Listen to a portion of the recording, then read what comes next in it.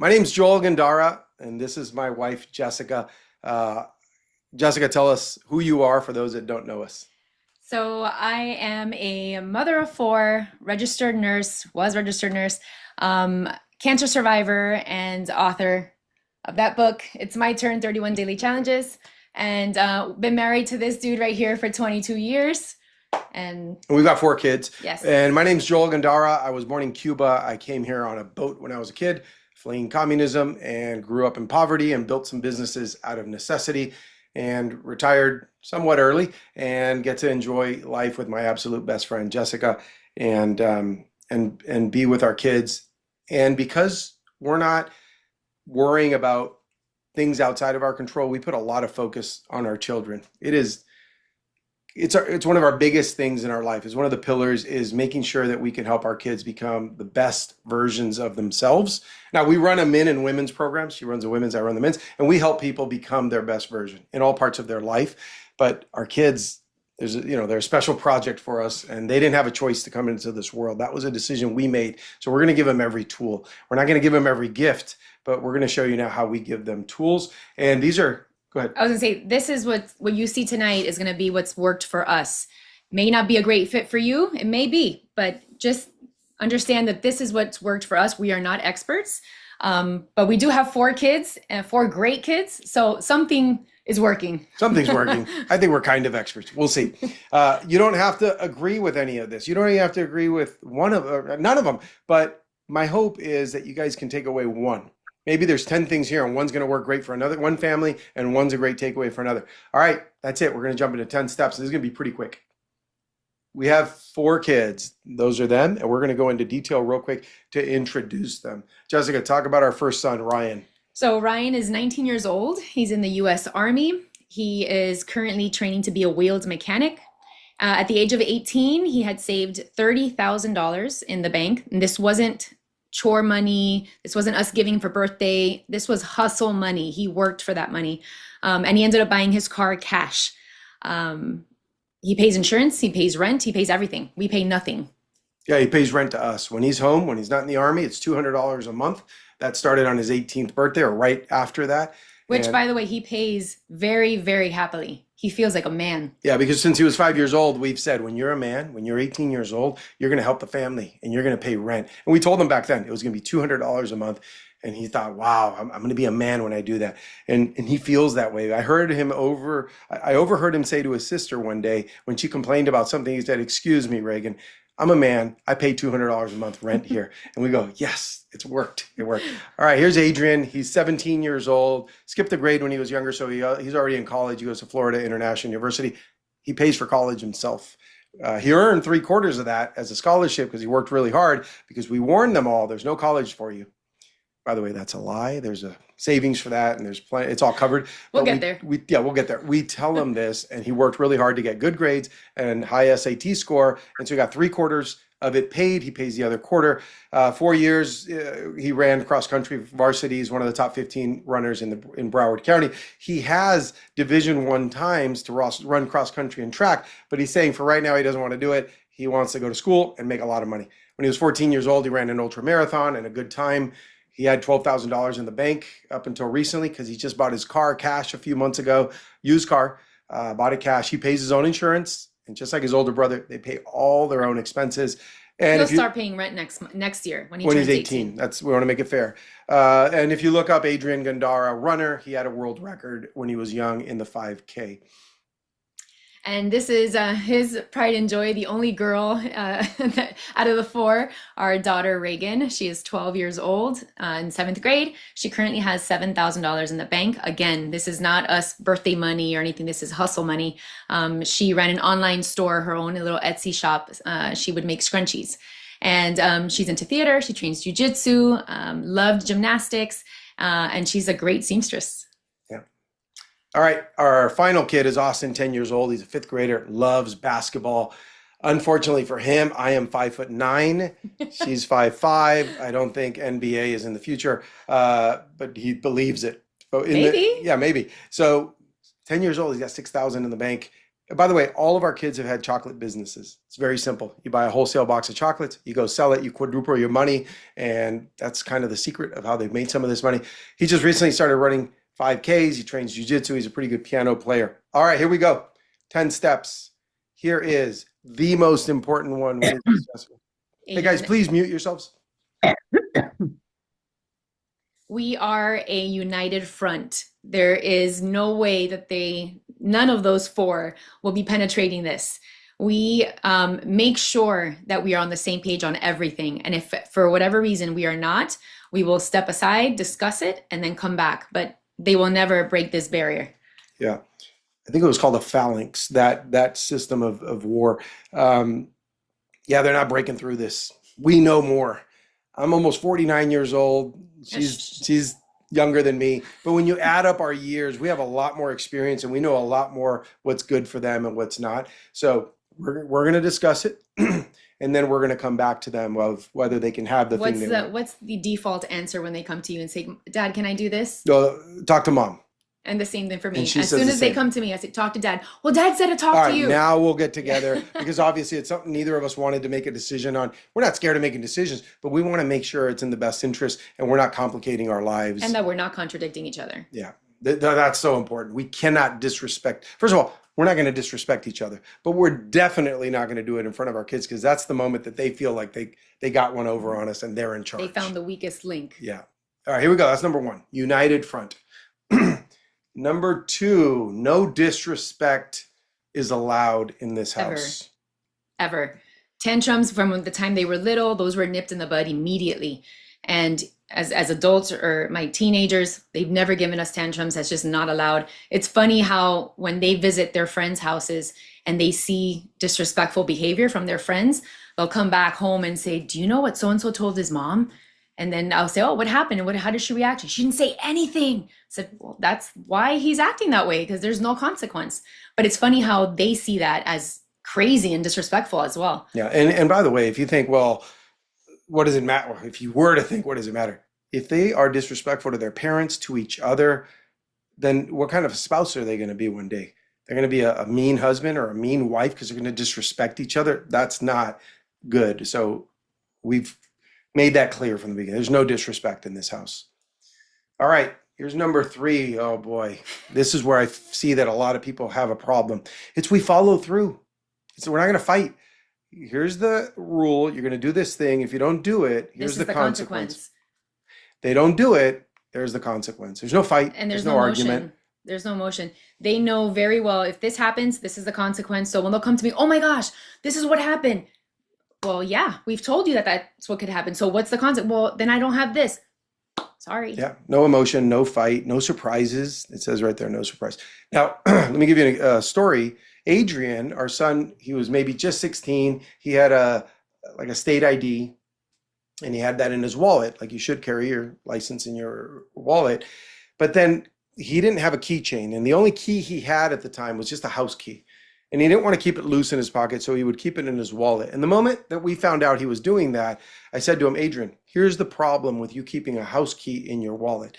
Inside your wallet is your address because you have your ID in there. And then you have the key. If you lose that wallet, someone can come into our house. And that's not good. So he went to the beach with his friends, and guess what? He lost his wallet. And with the key inside. When he got home, he told us, and that's when I said, where was the key? And he said, in the wallet. And I go, okay, the locksmith will be here tomorrow. We've got 5 doors. 1, 2, 3. Yeah, 5 doors that have that same key. It's going to get rekeyed tomorrow morning. I'm calling the locksmith now. It's a few $100. And he said, okay. Yeah. There's no argument. Give me 300 or 250, whatever it costs. And he knew he had to pay it because that's the way we run it. It's, there's consequences. And again, there's no emotion or fight. Okay, I was going to mention the big one too with the same child. Homework is the same thing too. We don't do that drama with the homework. At least me, I always offer, I will be happy to help you with projects and homework in time, in due time. If they're giving it to you today and you have 2 weeks to accomplish this homework, then we're nipping this in the bud right away. We're not waiting till the night before. If you decide to do it the night before, you will receive 0 help from me. And how many times do they leave it till the night before? And then it's complete panic mode. Ah, I need this. Ah. Sorry. We can't help you. We've told you we'll do everything to help you, but you got to do it with time. You have to care enough. We can't care more for you, I mean, for your homework than you care. So yeah, that's a big one. All right, proper manners. What do we see in the average kid nowadays outside there, outside our house? Mm. Yeah. They don't look at you in the eye. Nobody showed them to shake hands, to say hello and yes, please. I don't know why that's disappeared We're constantly teaching that to their friends. to their When they friends. come over, can I have water? I said, oh, I'm sorry. Do I hear please? Can I Yeah. have water, please? Oh, sure. No, Yeah. no problem. It's like we feel like we're having to teach these things that somehow got forgotten in our society. So there's a list of things there. You know, even when they're little, we're raising little adults. We want them to be polite and have good manners. You get up and you greet people, you shake hands, you make eye contact, and we stand out. We don't want to be, you know, crappy people and mean and rude. We want to acknowledge someone that's come into our house. We want to shake their hand. We want to welcome them. We want to ask them how they're doing. So we do that from early on. And something that feels really good for us that I wish everybody can experience is when our children go to someone's house, we get text messages and they say, your kids are amazing. I wish my kids could hang out more with your kids Or because can we trade kids? we trade it's all the time. And we'll ask, oh, what do they do? Or they'll tell us, cleans up the table, offered to wash the dishes, was so polite, was talking to me. He wasn't just there playing a video game, he was talking to the parents.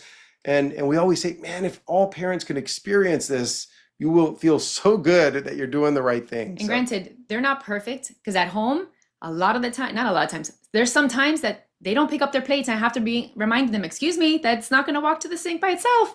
But yet they know what's right. So when they go out into the world, they act accordingly. And that's all I want. I want them to be able to be, out in the world, act appropriately, and then just stand out, like you say, not be like everyone else. Yeah. And this will carry on in jobs, in business, in life, the way they treat, again, their partners, everybody else. All right, we're halfway through. Here it is. Number 5, we see a lot of folks protecting their kids to the point that they don't want them to scrape their knee a little bit. They don't want them to feel awkward or shy or uncomfortable. Why? Mm-hmm. We want this for our kids every day. We want this for us. We want to feel uncomfortable and get out of our comforts. I mean, we run a challenge business. We coach people to get uncomfortable because it makes you grow tremendously. So we believe in building their confidence. They got to fail. That's fine. You're going to fail. Things aren't going to be perfect. And I'm going to share a quick thing about you're not shy. My son, maybe he was 7 years old at the time, and he was acting like a shy kid, and that's normal. But we don't want him to be shy because then he's going to lose opportunities to build relationships and meet people and get the best out of life. So I went down to him and I go, this is really weird. I don't know why you're acting. You're acting like those shy kids. And really, he was a shy kid.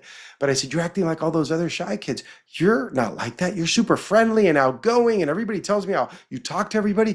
And he just woke up. His eyes got big and he goes, yeah. And he went and did it. He went and talked to all these strangers and did all these good things because I tricked him into believing that he wasn't that way. That's the power of mindset, right? It works with adults too. The minute you give yourself affirmations or you tell yourself, I can do this, I'm smart enough, I got this, you really trick your brain into thinking that you're this all-powerful being, which you are. So you have to be careful how you speak to yourself, and you got to talk to your kids in the same way. Build up that mindset for them that there's something very positive, not, oh, you're shy or you're weak or you're whatever. It's the opposite.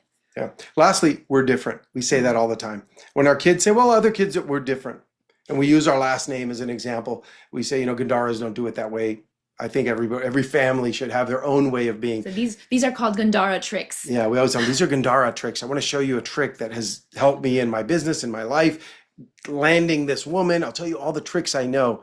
And remember, guys, we're halfway through. None of the things that we're saying are like, we're not preaching that you have to do any of this. You don't have to do one of them. But if something here sparks an idea that you could say, okay, this might work in my family, with my kids, my grandkids, or somebody, we hope that that's the takeaway that you get. All right, we're getting into the second half. Boy, religion, what is it? Politics and money, the 3 things you don't talk about. We talk about all that in our house all the time. But money, we don't understand. We don't understand why some friends of ours, their kids have no idea what the parents earn. They don't know what they do for a living. There's this disconnect, which does not prepare a child for the future. So in our house, we appreciate money. It's not a mystery. We understand what it is. Yeah, you can buy some crap with it, but that's not what we like to talk about or do. We like to buy freedom with it. To us, every dollar is a freedom point. Passive income becomes extended freedom points that would never have to go back to work again. You know, we were All right, wait, all right, before I forget, our 13-year-old, who's now the 19-year-old, at one point we were saying something, he was like, oh, I just want passive income. Like, dude, you're 13. Like, what are you talking It's about? because he was selling chocolates every day. You know, after school, he would go sell chocolates and make all this money. He was making really good money. He was probably netting $30 to $50 a day at 13 years old, but he was hustling and working. He goes, I just need some more passive income because I'm working so hard. So we've laid out net worth for our kids and showed them assets. We've showed them our profit and loss statements for different businesses, our balance sheet. These things are not mysteries. But what we do tell them is that's what we built. You guys got to go figure out how to do this on your own. We could help you. We know how to make money. We could show you how to make money. And we've done that. And that's why we showed what they've And saved up. and they really value money. Every time we're running errands, let's say I have to go to Walmart to buy school supplies or something, and we're picking up pens. Like it just happened when the start of the school year. Like the really pretty colorful pens or like the glittery ones or the regular pen. She's like, oh, that one, let's say, is $5. This one's $2.99. Okay, we'll just do the $2.99. These are nicer, but it's $2.99. Like I didn't even have to say anything. She's reasoning it out in her head, like, oh, is it really worth the glitter? Or is that worth that much more? Like, no, I'm gonna go for these. On their own, they're having these conversations because we're talking about how hard it is. They know how hard it is to make money, how much you need to save. They're seeing the prices. We go to Publix or a grocery store, and as soon as they're ringing stuff up, they go, "Oh my God, yeah, Inflation. yeah, it's crazy." Yep. All right. Number 7 are chores. Now, picking your plate off the table is not a chore. That's just a human being behavior. You have to do that. Taking off your clothes and putting in the dirty clothes, it's not a chore. We don't make them clean their room. Just don't let it get dirty. But what we do is we assign jobs. Our daughter, Reagan, she's got this job that she picked out of the list of jobs, and it pays pretty good. It's $20 every Sunday. That's $1,000 a year, right? 50 weeks, roughly. $20, $1,000. She gets that for washing the dishes. She's got And to, emptying out the dishwasher. yeah, so she's got to clean the dishes off a little bit, put them in the machine, run the machine overnight, and then she puts the clean dishes away and does that every night. If she misses one night a week, the agreement is she gets zero. She doesn't get paid for that week. So you want to go spend the night at a friend's house? That's fine, but you're going to lose the money this week. And she goes, that's fine. That's fine. And we'll take it over for her, or one of her brothers will. But she's happy the weeks that she does do the 7 days, and she makes money off it. Now, this presentation, this job was outsourced to our son. One of our sons did this. We gave him a list of words and quick descriptions, Talking points. talking points, and he put it all together. I paid him $40 for that. It comes out of our business. It's a business expense. He earns it. And we're not giving him any money. He's earning it. And he told us, this is the easiest $40 I ever made. And I go, look, to me, it was worth at least 40. I don't want to do this. I don't even know how to create these things. So look, you're providing a value to the market. That's real life. We want them to understand that real life, you do work, you get paid for it. All right, here we go. Number 8 out of 10, we celebrate their savings. Mhm. So money doesn't grow on trees. They know that. They feel it. They've worked it. They value it. So they save it. And then there's no inheritance. So they think. Right? Yeah, so when our son was making this presentation for us, he walked into, and we have to talk low, he walked into the kitchen where I was, and he says, hey, I got a question for you. What's going to happen with all your money when you die? And I said, it goes to charity. And he said, oh, okay. And he went back to finish the presentation. So he was on this slide when he was doing that. That's what we tell them. And the reason we tell them that is because we do not, imagine if I told you there's this pot of gold that you're going to get at this certain time. You just need, I don't know, somebody to die. First of all, I don't want them wishing our death. And second of all, I don't want them to get so comfortable in life and so lazy that why am I going to work hard? Why am I going to save? Why am I going to be responsible? These old folks are going to give me everything I need. That we don't want them thinking that way. So we've said no inheritance, no college, and no cars. Those are 3 big things that I hear people say, my kids are in college. It's so much money. My kids are new car. I got to buy them new cars. So far, we're 2 for 4. Our 2 that hit those ages did it all right. And I think number 3 and 4 are on their way. Yeah. So here's a little thing we do around the table. Whenever I know I'm going to go to the bank, I'll tell the kids, hey, give me any cash that you have and put it in an envelope with your name. I'll deposit it for you. And that night at dinner is so cool because I give them each or they went to the bank with me, and they have their deposit slips. And around the table, we go, all right, let's hear it. What do you got? And this one will say, well, today I deposited $180. All right, what are you at now? 9,432. All right. And they're kind of competing against each other. And it's a fun thing that we celebrate that they're saving their money. And if you ask them, they'll usually say, yeah, I want to buy a house by the age of 21. Why? Because I bought my first house at 22 and they want to beat me. And I'm so excited about them beating me. They're very competitive. Yeah. All right. Number 9. Exposure to success. We are very blessed to be surrounded by so many successful Friends. people, friends, family. We're very, very blessed. And we make sure that our kids meet these people, that they are very involved and they've actually been to meetings. We've taken them to some meetings.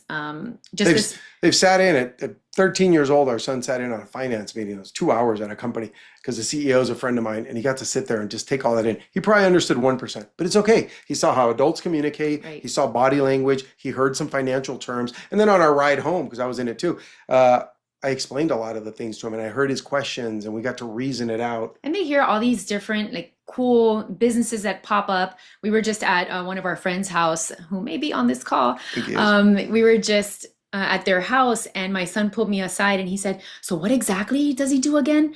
And I said, well, go ask him about his business, go see what he does. And so he went over there and we had a conversation about the business, which is a very cool business. But we expose our kids to successful people.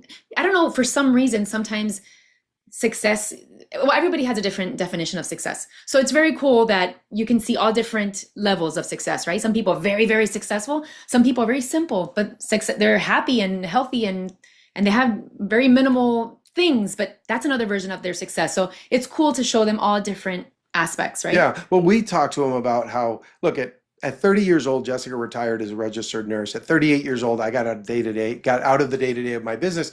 And we told them we could make so much more money, but that's fine. We don't want that. That's cool. And if someone wants to do it, go for it. We need Jeff Bezos. We need Elon Musk. We need these really brilliant, hardworking people. Excellent. Go for it. Not us.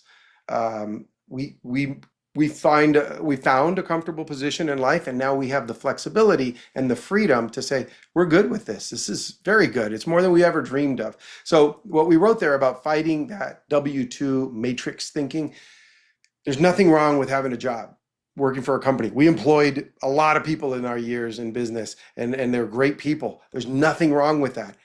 But it shouldn't be the only option. We want them to know that, number one, you could be a 1099 and work part-time and go on adventures if you want to do that. You could start a business and make all kinds of money and dictate what your schedule's like, right? So we want them to, you're not just what school teaches you usually is to be an employee. We, in our conversations at home, want to expand. We're not confined to the 9 to 5. Yeah. That's all. All right, here's the last one. Let them work it out. Don't fight their battles. Man, I think we're very good at this. Our kids know that they can come to us with problems and we can maybe talk about solutions, but we're hands off. They got to figure it out. They got to work it. Our son went to military school, our oldest, when he was 14. And during one of the long breaks, I think it was a Christmas break, we drove up to school, which was in Atlanta, and we dropped him off. On our way back, we're driving back, I get a phone call from him. Mom, there's no sheets on my bed. And I said, well, what do you want me to do from here? I mean, we're in the car. What would you like me to do? What do you think you should do? Well, I need to talk to the management. Yes, go talk to the management. So he did, but apparently they were very busy because everyone was coming back from break. So he couldn't get a hold of them. He called me back, Mom, I still don't have my sheets. And I'm like, I don't know what you want me to do. He ended up sleeping with no sheets. But what did he do first thing in the morning? As soon as he woke up, went straight to the office and got himself sheets. I didn't call the school and couldn't oh my gosh, my kid has no sheets. Please get him sheets. He's tried twice. None of that. He figured it out. He wasn't going to die because he didn't have sheets the first night. It's probably really gross, but he did not die. So we don't fight their battles. They figure it out. We let them process everything and then come up with solutions. Yeah, that's 100%. And then what it does is it builds this pride inside of them. And they start seeing it over time. At a young age, they start saying to us at very young ages, in early elementary, they've told us, you know, the kids around me don't know how to do this. They don't know what their parents do. They don't understand the concepts we talk around the house since they're born. And we like to give them that slight edge, not on information that's in a book that they memorized a theory, but rather real life things that we believe impact their life, and we've seen it happen. All right, guys, this is pretty quick, right? Under a half hour. We're going to wrap it up in a couple of minutes. If anyone has a question and would like to come off mic or type